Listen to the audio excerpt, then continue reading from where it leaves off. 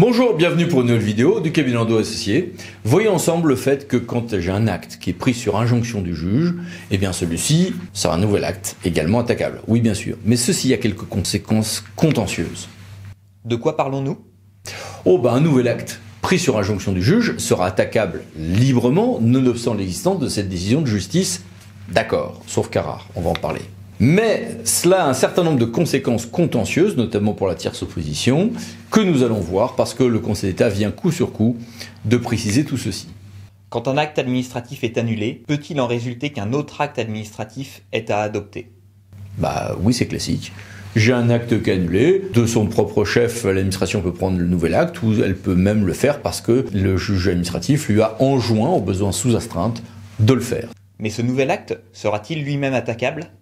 Oui, j'ai un acte qui a été annulé, pour lequel d'ailleurs le contentieux peut continuer, auteur d'appel, de cassation, mais j'ai l'injonction de prendre un nouvel acte, et bien souvent je suis obligé de prendre un nouvel acte. Ce nouvel acte peut être alors contesté au contentieux par les tiers, sans que ces derniers ne puissent se voir opposer les termes du jugement ou de l'arrêt précédent.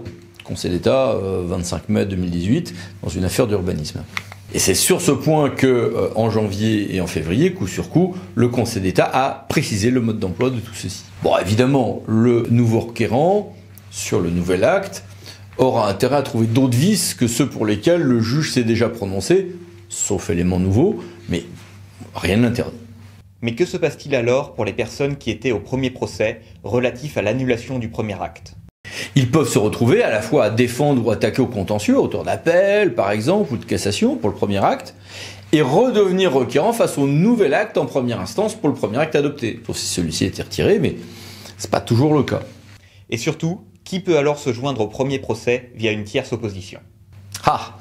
La circonstance qu'une personne justifie d'un intérêt pour agir contre une décision administrative ne lui donne pas de ce seul fait qualité pour former tierce opposition à l'arrêt par lequel une cour administrative d'appel, par exemple, a annulé une décision, y compris quand cette cour administrative d'appel a enjoint à l'administration de délivrer une nouvelle autorisation.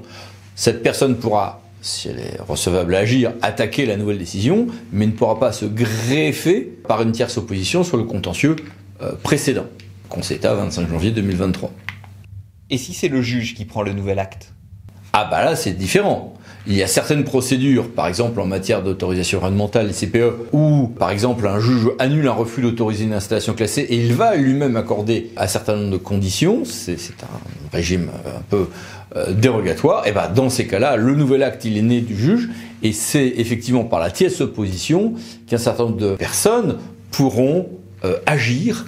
Et de ce point de vue-là, le mode d'emploi est totalement différent. Conseil d'État, 25 mai 2015 par exemple. Bien, merci. À bientôt pour de nouvelles vidéos du cabinet Landau Associés. Pensez à vous abonner. Merci, au revoir.